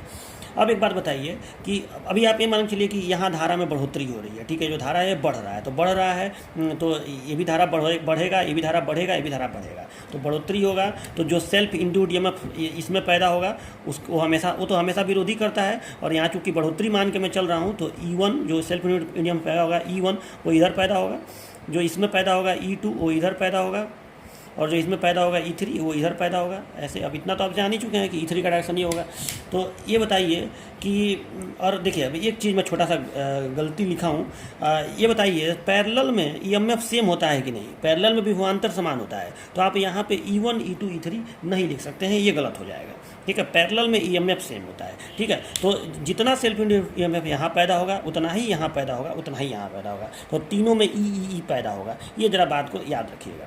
तो अब देखो, अब एक बात बताइए कि मैं जो अगर पूरे का सेल्फ इंड्यूस्ड, पूरे का तुल्य प्रेरकत्व यल हो, अगर पूरे का तुल्य प्रेरकत्व यल हो, तो इस पूरे कॉम्बिनेशन का जो सेल्फ इंड्यूस्ड ईएमएफ होगा, अगर इसका ई है, इसका ई है, इसका ई है, तो पूरे का भी, पूरे का मतलब इसके अक्रॉस, तो इस पूरे का भी ई ही होगा, सीधी सी बात है। ठीक है, तो अगर पूरे का सेल्फ इंड्यूस्ड ईएमएफ, तो इसे मैं लिख रहा हूँ, इसलिए सेल्फ इंड्यूस्ड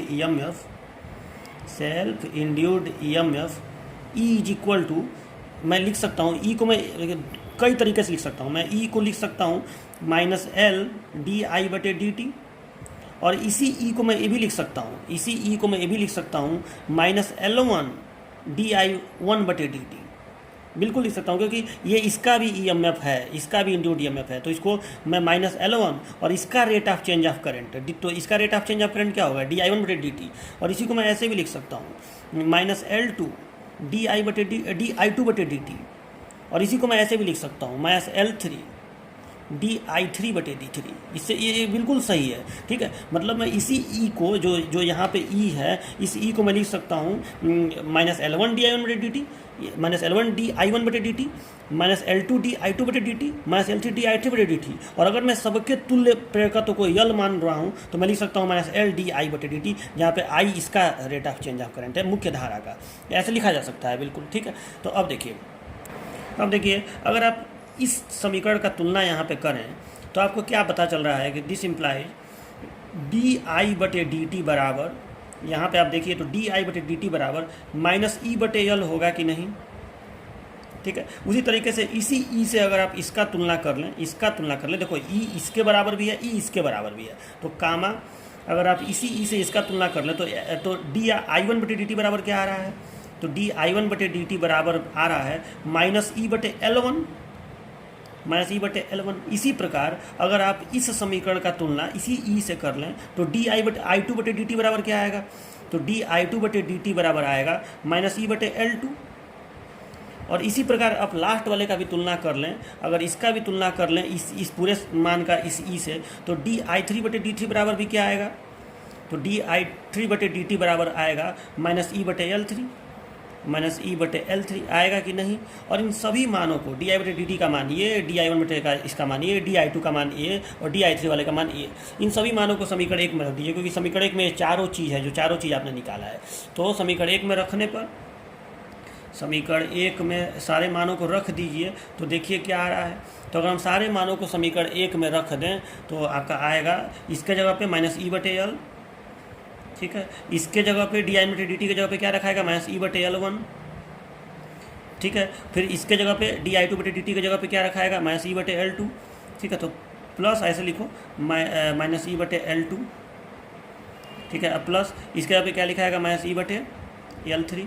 ठीक है। अब माइनस ई सब में कॉमन है, तो this imply 1/L is equal to 1/L1 plus 1/L2 और प्लस 1/L3। यानी वही चीज़ आया, अगर वही चीज़ आया जो आपका आता था रेजिस्टेंस में, उसी तरह का ये पैरेलल में भी आया कि 1/L इज इक्वल टू, मैंने तुल्य प्रेरक तो L is equal to 1/L1 plus 1/L2 plus 1/L3। ठीक है। और जैसे सीरीज में आया था L is equal to L1 plus L2 plus L3। मतलब अगर आप ये ध्यान दीजिए कि अगर यम को आप 0 मान के चल रहे हैं तो सीरीज और पैरेलल वाला सेम रेजिस्टेंस की तरह से है। मतलब अगर एक है आपका 5 हेनरी और एक इंडक्टेंस है 10 हेनरी, तो पैरेलल में हो जाएगा, श्रेणी में हो जाएगा 15 हेनरी।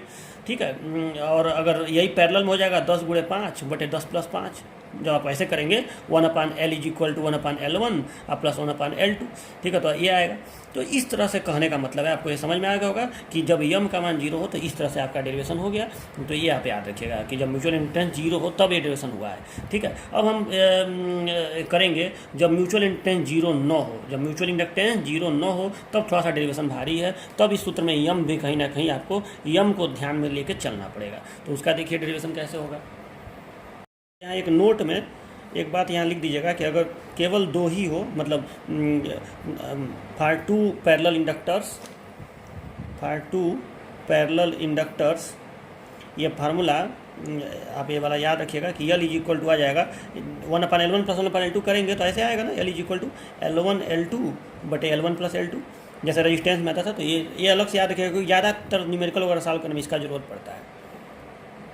देखिए अब हम लोग म्यूचुअल इंडक्टेंस जब कंसीडर हो तब पैरेलल में हम लोग तुल्य प्रेरक तो निकालेंगे। 2 ही कॉइल यहाँ पे लेंगे। देखिए जब म्यूचुअल को कंसीडर करेंगे ना तो 2 से ज़्यादा लेने पे बहुत ज़्यादा कॉम्प्लिकेटेड हो जाएगा, क्योंकि अब समझ में नहीं आएगा कि इसका फ्लक्स उसको मिलेगा, पहले का तीसरे को मिलेगा, तीसरे का दूसरे को मिलेगा, तो काफ़ी ज़्यादा कॉम्प्लिकेटेड हो जाएगा। तो जब भी हम लोग म्यूचुअल इंडक्टेंस को कंसीडर करेंगे तो 2 ही कॉइल को लेकर करेंगे। ठीक है। 2 से ज़्यादा करने पर बहुत ज़्यादा कॉम्प्लिकेटेड हो जाएगा। हाँ, अगर आप कंसीडर न करें म्यूचुअल को तब तो आप कितना भी कॉइल ले सकते हैं, L1 plus L2 plus L3 और उसमें 1/L1 1 plus L2 plus L3 ऐसे होता जाएगा। ठीक है। लेकिन जब म्यूचुअल को कंसीडर करके चलेंगे तो 2 ही का करेंगे। तब देखिए तो यहाँ पे 2 कॉइल है, म्यूचुअल पैरेलल में कनेक्टेड है, म्यूचुअल इंडक्टेंस को कंसीडर करना है और इसका तुल्य प्रेरक तो निकालना है। तो देखिए कैसे निकलेगा। तो देखिए सबसे पहले तो यहाँ पे आप एक बार बताइए, जब यहाँ पे करंट ऐसे जाएगा तो जाहिर सी बात है इसमें करंट भी ऐसे प्रवाहित होगा, इसमें भी करंट ऐसे प्रवाहित होगा। ठीक है। अब इसमें जब करंट ऐसे प्रवाहित होगा, इसमें जब करंट ऐसे प्रवाहित होगा, तो उस कंडीशन में मान लो कि इस धारा में बढ़ोतरी हो रही है, तो यहाँ पे सेल्फ इंड्यूस्ड ईएमएफ आएगा और यहाँ पे भी सेल्फ इंड्यूस्ड ईएमएफ आएगा, और फिर इसके वजह से उसमें म्यूचुअली इंड्यूस्ड ईएमएफ आएगा और उसके वजह से इसमें म्यूचुअली इंड्यूस्ड ईएमएफ आएगा। यही तो होगा। तो चलो आप बताइए पहले इसका सेल्फ इंड्यूस्ड ईएमएफ क्या होगा, और मैं धारा को बढ़ता हुआ मान के चल रहा हूँ। तो सेल्फ इंड्यूस्ड ईएमएफ, अच्छा, और इसका मैं नाम दे दे रहा हूँ, ये कॉइल ए है और ये कॉइल बी है, थोड़ा इसका नाम दे दे रहा है। तो बताइए self induced EMF in coil A, self induced EMF in coil A, इसका फार्मूला क्या होगा। तो इसका फार्मूला होगा, ठीक है, self induced EMF in coil A, इसको बस ऐसे लिख दीजिए। इस कितना हो जाएगा, माइनस L1, और इसमें धारा कितनी है, मान लो धारा I1 है और इसमें धारा मान लीजिए I2 है, तो माइनस L1 dI1 बटे dt। ठीक है। उसी तरीके से सेल्फ इंड्यूस्ड, अच्छा इसी तरीके से इसमें म्यूचुअली इंड्यूस्ड ईएमएफ कितना होगा। तो देखिए mutually induced EMF in coil A, EMF in coil A, ये कितना होगा। तो ये देखिए कितना होगा, ये होगा दोनों के बीच का जो म्यूचुअल इंडक्टेंस है वो M है मान लीजिए, तो ये होगा माइनस M। माइनस क्यों लगा रहा हूँ, क्योंकि यहाँ पे भी अगर सेल्फ इंड्यूस्ड ईएमएफ इस डायरेक्शन में पैदा होगा, अगर इस डायरेक्शन में ये पैदा होगा तो म्यूचुअली वाला भी इसी डायरेक्शन में पैदा होगा। इसलिए पैदा होगा क्योंकि देखो इसमें धारा इस डायरेक्शन में बढ़ रही है, तो इस डायरेक्शन में धारा को बढ़ रही है, तो उसमें जो पैदा होगा वो इस दिशा में ऐसे पैदा होगा, इस दिशा में, और सेल्फ वाला तो भाई इसी दिशा में पैदा होगा, तो दोनों विरोधी कर रहे हैं। ठीक है। तो दोनों, ये भी माइनस में होगा, तो माइनस M, और लिखाएगा क्या यहाँ पे, माइनस M, और लिखाएगा क्या, इसके वजह से उसमें पैदा हो रहा है, तो क्या लिखाएगा, dI2 बटे dt।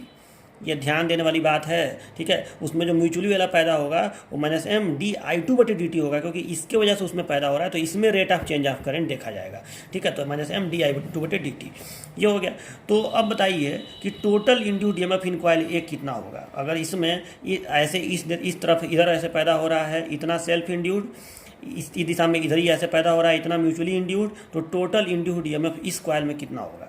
इसलिए total induced EMF in coil A, total induced EMF in coil A ये कितना होगा। तो इन दोनों को जोड़ दो, ठीक है। तो जोड़ देंगे तो minus L1 D I one बटे डी टी और minus M D I two बटे डी टी, अगर आप माइनस कामन लेके लिखें इसको तो हो जाएगा L1 डी आई वन बटे D T plus M D I two बटे डी टी। ये ध्यान दीजिएगा, होगा ना ऐसे टोटल इंड्यूस्ड ईएमएफ। और सिमिलरली इसी प्रकार similarly total induced EMF in coil B कितना हो जाएगा। Total induced EMF in coil B, तो देखिए अब आपको इतना ज़्यादा सोचने की ज़रूरत नहीं है, बस आप इस चित्र को देखिए, इस सूत्र को देखिए, वो इतना होगा minus L2 D I two बटे डी टी, ठीक है, और प्लस एम तो होगा ही होगा एम, और यहाँ पे डी आई वन बटे डी टी हो जाएगा। बस ये आप ऐसे भी सोच सकते हैं, इसमें जो पैदा होगा वो उसके वजह से होगा और एक स्वयं की वजह से होगा। तो minus L2 D I two बटे डी टी और minus M D I one बटे डी टी, ये समझ में आपको आया होगा। माइनस कॉमन लेंगे तो बीच में प्लस आ जाएगा, ठीक है। तो ये हो गया आपका total induced EMF in coil A और total induced EMF in coil B, ठीक है। अब देखिए, अब चूंकि जो यहाँ का इंड्यूस्ड ईएमएफ है और यहाँ का टोटल इंड्यूस्ड ईएमएफ है, दोनों जगह का, ये दोनों आपस में सेम होंगे, क्योंकि ये क्या है, पैरेलल कॉम्बिनेशन है। पैरेलल में विभवांतर सेम होता है। तो आप लिखेंगे कि चूंकि यहाँ पे फिर लिखेंगे since total induced EMF in A, या इतना लिखने की जरूरत नहीं है, सीधे इन दोनों को बराबर कर दो, ठीक है। तो ये हो गया, जब आप बराबर करेंगे तो माइनस माइनस कट जाएगा, चूँकि आप लिखेंगे L1 डी आई वन बटे D T plus M D I two बटे D T is equal to L2 D I two बटे D T plus M D I one बटे डी टी, ठीक है। ये हो गया। अब इसके बाद आप एक काम करिए, I1 को एक तरफ कर लीजिए, I2 को एक तरफ कर लीजिए। तो दिस इम्प्लाई इस वाले को, ये I1 वाला है ना, तो इसको इधर कर लीजिए, तो ये आएगा तो माइनस हो जाएगा ना। तो अगर आप ये कॉमन ले लें तो आएगा, अगर आप ये कॉमन ले लेंगे, सीधे लिख रहा हूँ आप समझ लीजिएगा, अगर आप इसको कॉमन ले लें तो क्या हो जाएगा L1 माइनस एम, ठीक है। उसी तरीके से इसको भेज दीजिए उधर, ठीक है, उसको उधर भेज दीजिए और ये कॉमन ले लीजिए डी आई टू बटे डी टी। तो ये कॉमन ले लेंगे तो क्या आएगा L2 माइनस एम, ये ऐसा आएगा ना। और इसको भी चाहे तो हम ऐसा लिख सकते हैं डी आई वन बटे डी टी को, देखो L2 बटे माइनस एम बटे L1 minus M D I two बटे डी टी, ठीक है। इसका इधर ये गुणा है तो इसका इधर गया तो भाग लग गया, ठीक है। ये हो गया। अब देखिए, अब इसको समीकरण नंबर 1 बना दो, ठीक है। अब आगे देखिए, तो यहाँ देखिए हम लिख सकते हैं ना I बराबर I1 प्लस I2, ऐसे लिख सकते हैं ना, I बराबर I1 प्लस I2। तो अब एक नया लाइन लिखेंगे, वो समीकरण 1 बना हुआ है उसको छोड़ दीजिए अभी, अब नया एक लाइन लिखेंगे, चूँकि I बराबर I1 प्लस I2, ठीक है। तो दिस इम्प्लाइज, अगर हम दोनों पक्षों का अवकलन कर दें तो डी आई बटे डी टी बराबर D I one plus D I one बटे D T plus D I two बटे डी टी, ठीक है। अब यहाँ पे देखिए, तो यहाँ पे डी आई वन बटे डी टी का मान ये निकला हुआ है, ठीक है। ये मान निकला हुआ है डी आई वन बटे डी टी का, इसको हम यहाँ पे पुट कर दे रहे हैं, ठीक है। यहाँ पे पुट कर दे रहे हैं तो ये आ गया डी आई बटे D T is equal to D I one बटे डी टी का मान अगर यहाँ हम रख दें, देखो L2 माइनस एम बटे L1 minus M D I two बटे डी टी। तो देखिए L2 माइनस एम बटे L1 माइनस एम, देखो डी आई वन बटे डी टी का मान रख रहा हूँ, L2 माइनस एम बटे L1 minus M D I two बटे D T, D I two बटे D T plus D I two बटे डी टी, ये हो गया, ठीक है। अब इसमें से मैं अगर डी आई टू बटे डी टी कामन ले लूँ तो डी आई बटे डी टी का मान देखो क्या आया, तो मैं कामन ले रहा हूँ डी आई टू बटे डी टी, तो इसका मान आएगा L2 माइनस एम बटे L1 माइनस एम प्लस 1, ये मान आया, ठीक है। यहाँ लिख देंगे फ्रॉम इक्वेशन 1, इक्वेशन 1 से मैं ये मान भरा हूँ, इसके जगह पे ये भरा हूँ, तो यहाँ लिख देंगे फ्रॉम इक्वेशन 1, फ्रॉम इक्वेशन 1, ठीक है। ये मान मैं ये पुट किया हूँ, di1 बटे dt की जगह पे ये पुट किया हूँ। तो अब देखिए, अब हम लोग लिखेंगे कि देखो यहाँ पे जो इंड्यूस्ड ईएमएफ पैदा हो रहा है, इसमें जो पैदा हो रहा है, ठीक है, इसमें जो पैदा हो रहा है, टोटल इंड्यूस्ड ईएमएफ इसमें जो पैदा हुआ है वो ये है ना, ये, और टोटल इंड्यूस्ड ईएमएफ जो इसमें पैदा हुआ है वो ये है, और ये दोनों आपस में इक्वल होंगे, ठीक है, ये दोनों आपस में इक्वल होंगे। तो जो टोटल इंड्यूस्ड ईएमएफ है E, ठीक है, मैं लिख रहा हूँ नाउ, ठीक है, इंड्यूस्ड ईएमएफ, तो इसको मैं ऐसे भी तो लिख सकता हूँ कि अगर मुझे तुल्य प्रेरकत्व तो पता हो कि हाँ इन दोनों कुंडलियों का तुल्य प्रेरकत्व तो यल है मान लो, तो मैं ऐसे लिख सकता हूँ कि E is equal to L D I बटे डी टी, ठीक है, मतलब मैं di1 बटे dt का प्रयोग नहीं कर रहा हूँ, di2 बटे dt का प्रयोग नहीं कर रहा हूँ, मैं di बटे dt का प्रयोग कर रहा हूँ। मतलब मैं, तो जब मैं इसका प्रयोग करूँगा तो मुझे तुल्य प्रेरकत्व वाला यल लिखना पड़ेगा जो मुझे निकालना भी है।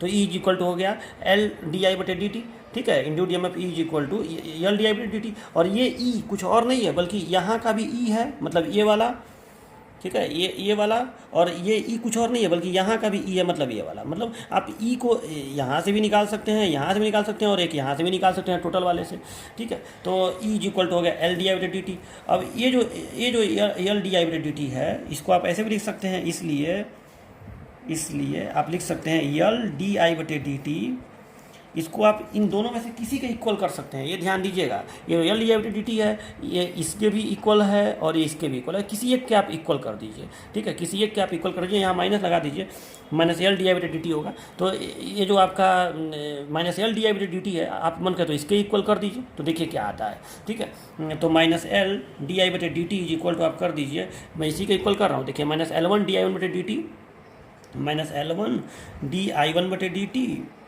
यहाँ ब्रैकेट के बाहर माइनस है तो माइनस माइनस अभी कट जाएगा, और plus M D I two बटे डी टी, ठीक है। तो माइनस माइनस तो ख़त्म हो गया।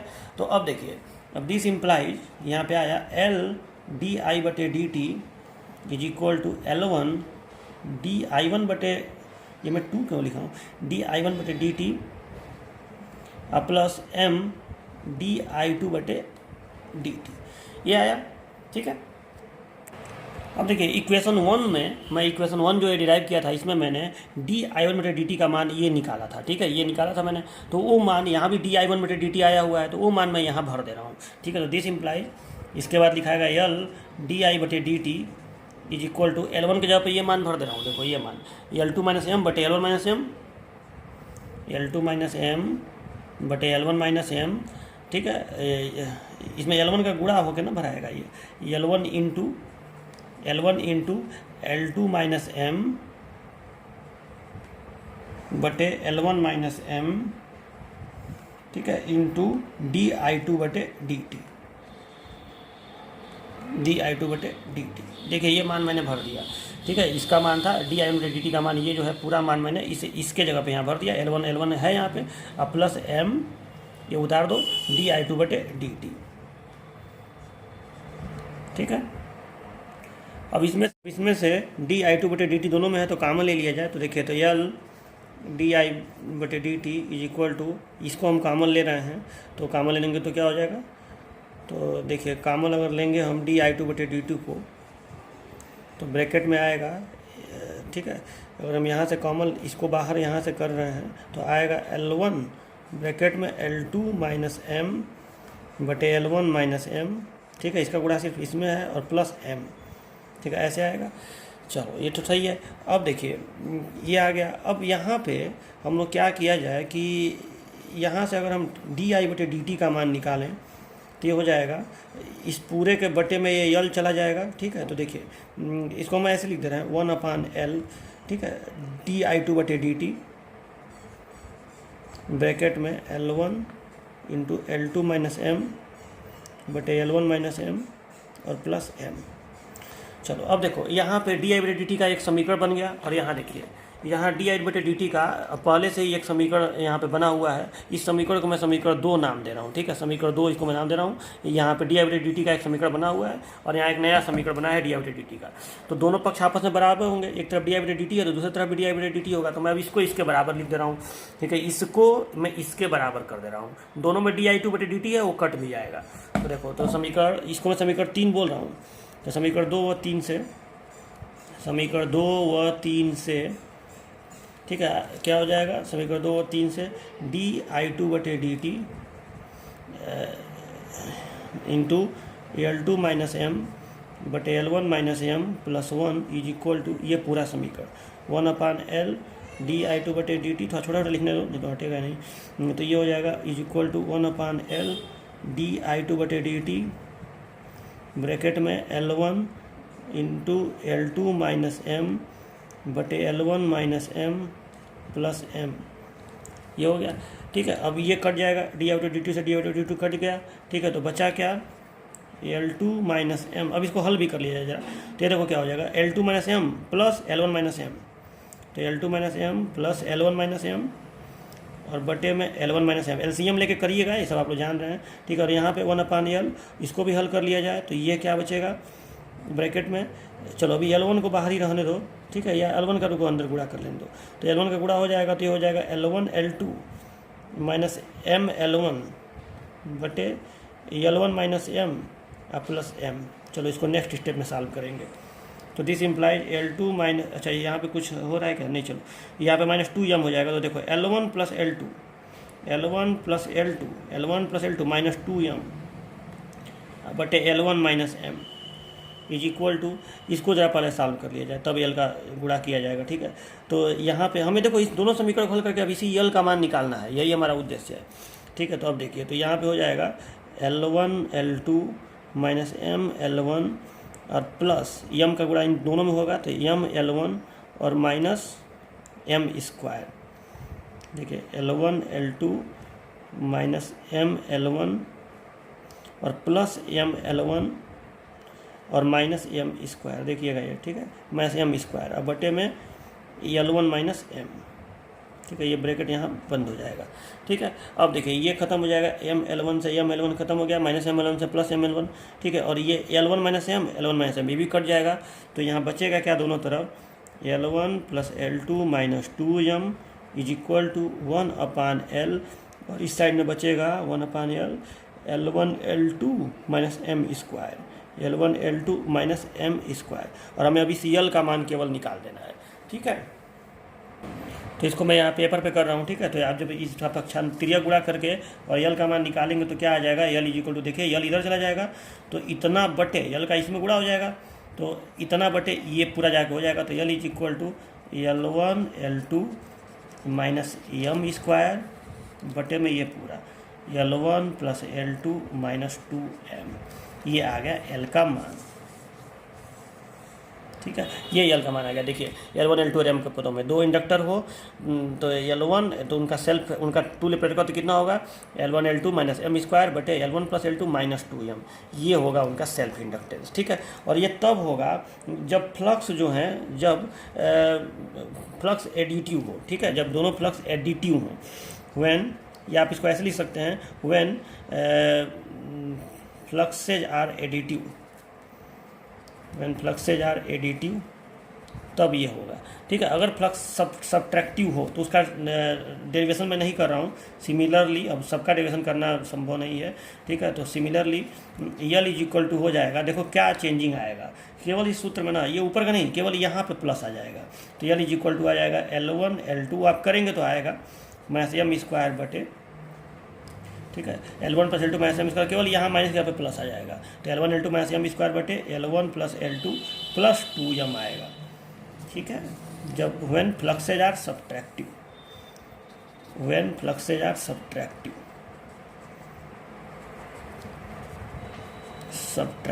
ठीक है, तो ये हो गया आपका इसके लिए जो पैरेलल में जब म्यूचुअल को कंसीडर करेंगे दो इंडक्टर हो तब। ठीक है, तो अब ये आप ये सूत्र याद रखिएगा। अच्छा, सीरीज वाले फिर से एक बार रिपीट कर लीजिए, उसमें क्या आया था L1 प्लस L2 और L1 प्लस L2 और प्लस 2m आया था ना, L1 plus L2 plus 2m जब फ्लक्स एडिटिव हो, और जब सब्ट्रैक्टिव था तो L1 plus L2 minus 2m आया था।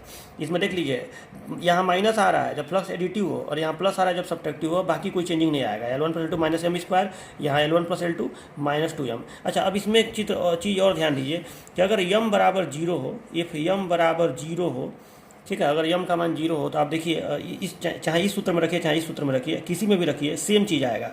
क्या आएगा, तो L बराबर L1 L2 बटे L1 L2 बटे L1 प्लस L2 आ गया कि नहीं, वही वाला चीज़, ठीक है, वो मैं यहाँ पे लिखा भी था, ठीक है, अच्छा वो मिटा दिया हूँ, आ गया कि नहीं वही वाला चीज़, दो इंडक्टर वाला, ये 1/L1 और प्लस 1/L2 वाला चीज़ आ गया कि नहीं, बराबर 1/L, इसको हल करेंगे तो यही ना आएगा L1 L2 बटे L1 प्लस L2, तो देखिए ये आ गया आपका। हाँ, लेकिन जब म्यूचुअल इंडक्टेंस को कंसिडर करेंगे तो ऐसे होगा, थोड़ा सा फार्मूला ये टफ हो जाता है, ठीक है। अच्छा, अब एक बात और, अगर एग्जाम में आता है तो देखिए, एग्जाम में अगर आएगा कि सीरीज और पैरेलल कॉम्बिनेशन आप बताइए, तो आप सीरीज वाले का ये वाला दोनों डेरिवेशन कर दीजिएगा, ठीक है, इसमें तो ये तो ज़्यादा भारी नहीं है, जल्दी ये डेरिवेशन कर दीजिएगा सीरीज वाले का। पैरेलल वाले में केवल आप यही वाला डेरिवेशन करिएगा, 1/L is equal to 1/L1 plus 1/L2 और प्लस 1/L3 वाला। अगर स्पेशल कह के देगा कि म्यूचुअल कंसीडर करते हुए पैरेलल का डेरिवेशन करिए, तब आपको ये पूरा डेरिवेशन करना पड़ेगा, लेकिन जनरली इतना लंबा क्वेश्चन पूछते नहीं है, सब लिख के ऐसे आ जाएगा कि सीरीज और पैरेलल कॉम्बिनेशन बताइए, उनका तुल्य प्रेरकत्व तो निकालिए। तो उस कंडीशन में आपको सीरीज में ये दोनों कर दीजिएगा, पैरेलल में केवल ये वाला करिएगा, ये वाला तो आसान है, ठीक है, यही वाला करिएगा।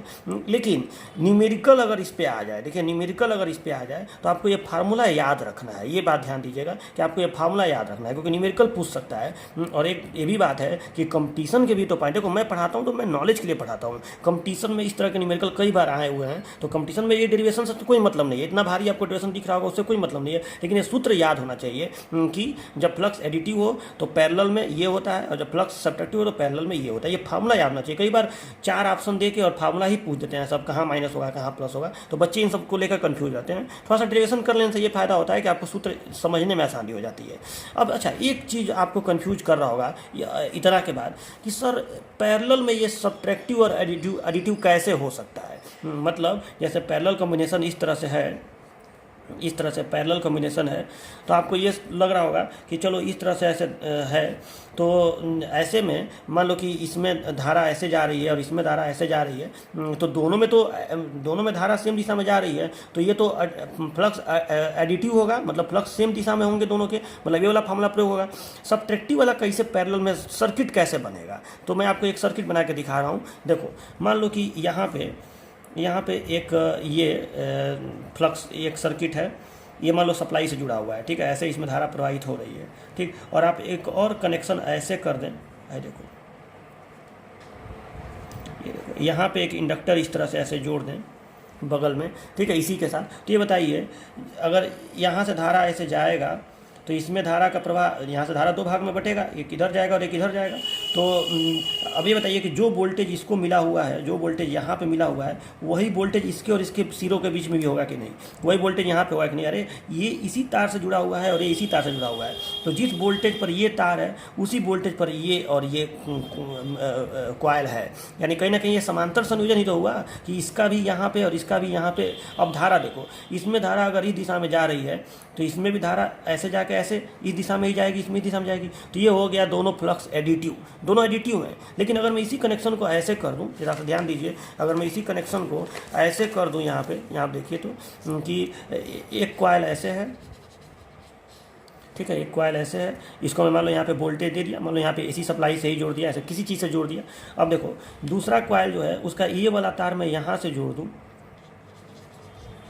और ये वाला तार मैं यहाँ से जोड़ दूँ, ये देखो, अब देखोगे ये भी पैरेलल कॉम्बिनेशन है ये भी पैरेलल कॉम्बिनेशन, ठीक है, क्योंकि यहाँ भी धारा ऐसे आएगा तो दो भागों में बटेगा, एक भाग इधर जाएगा और एक भाग इधर जाएगा। जिस वोल्टेज पर ये है उसी वोल्टेज पर ये भी है, उससे नहीं मतलब, उसी वोल्टेज पर वो भी है, ये भी पैरेलल ही कहलाएगा। लेकिन देखो इसमें धारा इधर ऐसे जाएगा, ऐसे हो गया, और इसमें धारा इधर ऐसे जाएगा, देखो इसमें धारा की दिशा ऐसे उल्टी हो गई, और फिर दोनों धाराएँ आके यहाँ मिलेंगी और दोनों मिल के इधर आ जाएंगी, मतलब ये धारा इधर ऐसे आएगा, ये धारा इधर आएगा और मिल गए ऐसे सब इधर वापस आ जाएगा। तो ये फ्लक्स जो है दोनों में सब्ट्रैक्टिव हो गया कि नहीं, दोनों में अपोजिट दिशा में हो गया कि नहीं, तो उस कंडीशन में आप ये वाला फार्मूला प्रयोग करेंगे, जब सब्ट्रैक्टिव हो तो ये वाला फार्मूला प्रयोग करेंगे। तो पूरी की पूरी बात समझ में आई कि नहीं। तो आज आप लोग ये पूरा डेरिवेशन तैयार कर लीजिएगा, लेकिन एग्जाम के पॉइंट ऑफ व्यू से डेरिवेशन नहीं भी तैयार करेंगे तो हो जाएगा, क्योंकि डेरिवेशन थोड़ा सा टफ है, बच्चों को भूल जाता है, तो नहीं भी तैयार करेंगे तो हो जाएगा, लेकिन वो वाला तैयार रखिएगा, 1/L1 1/L2 वाला, ठीक है। तो दो क्वेश्चन मैं इस पर दे रहा हूँ, पढ़ लीजिए क्वेश्चन। सीरीज में जुड़े दो कॉइल्स का तुल्य प्रेरकत्व धाराओं की दिशा के अनुसार 0.6 हेनरी तथा 0.1 हेनरी है। मतलब दो कॉइल सीरीज में जुड़े हैं और धारा की दिशाओं के अनुसार, मतलब एक कॉइल में धारा, दोनों कॉइल में धारा अगर सेम दिशा में है और एक में विपरीत दिशा में है, धाराओं की दिशाओं के अनुसार 0.6 हेनरी तथा 0.1 हेनरी है। तो आप इन दोनों मान को देख के ही बता सकते हैं कि कौन सा फ्लक्स एडिटिव के लिए होगा और कौन सा फ्लक्स सब्ट्रैक्टिव के लिए होगा। जो भी ज़्यादा होगा वो एडिटिव के लिए होगा, क्योंकि ज़्यादा वाले में सूत्र क्या होता है L1 + L2 + 2m। तो जाहिर सी बात है उसका मान ज़्यादा तभी होगा जब दोनों में धारा दिशा सेम होगी। यानी ये हो गया L1 + L2 + 2m और ये हो गया L1 + L2 - 2m। ठीक है, तो इन दोनों का मान दे दिया है कि L बराबर ये है और L बराबर ये है। ये तुल्य प्रेरकत्व है। यदि एक कॉइल का स्व प्रेरकत्व 0.2 हेनरी हो, ठीक है, यानी L1 का मान दे दिया, तो दूसरे कॉइल का स्व प्रेरकत्व यानी L2 का मान बताइए और दोनों का अननोन प्रेरकत्व बताइए यानी m का मान बताइए। तो चलिए इसको आप करिएगा, आंसर बताइएगा। L2 बताना है, m बताना है। चलिए दूसरा क्वेश्चन देखिए। दो कॉइल्स का प्रेरकत्व 6 हेनरी व दोनों 6 ही हेनरी है। एक सेकेंड देखिए, दो कॉइल्स का प्रेरकत्व 4 हेनरी व 6 हेनरी है, यानी सेल्फ इंडक्टेंस। खाली प्रेरकत्व लिखा हो मतलब सेल्फ इंडक्टेंस। तो सेल्फ इंडक्टेंस दे दिया स्व प्रेरकत्व, एक का 4 हेनरी एक का 6 हेनरी, तथा उसका अननोन प्रेरकत्व यानी म्यूचुअल इंडक्टेंस दे दिया 3 हेनरी। यदि वे पैरेलल में जुड़े हों तो उनका इक्विवेलेंट इंडक्टेंस बताइए जब फ्लक्स समान दिशा में हो, फ्लक्स विपरीत दिशा में हो। अभी फार्मूला आपको बताया हूँ, ठीक है। तो समान दिशा का क्या फार्मूला होगा और विपरीत दिशा क्या फार्मूला होगा, तो करके दोनों का आंसर मुझे बताइएगा। चलिए मिलते हैं नेक्स्ट लेक्चर में। और देखिए अब क्या क्या बच रहा है इस चैप्टर में। इसमें बचा है अब आपका एक टॉपिक है एनर्जी स्टोर्ड इन इंडक्टर, बहुत छोटा टॉपिक है, और एक थोड़ा लंबा टॉपिक है rise and DK of current in inductive circuit. तो चलिए मिलते हैं नेक्स्ट लेक्चर में और तब मैं आपको पढ़ाऊँगा। तब तक के लिए बाय बाय।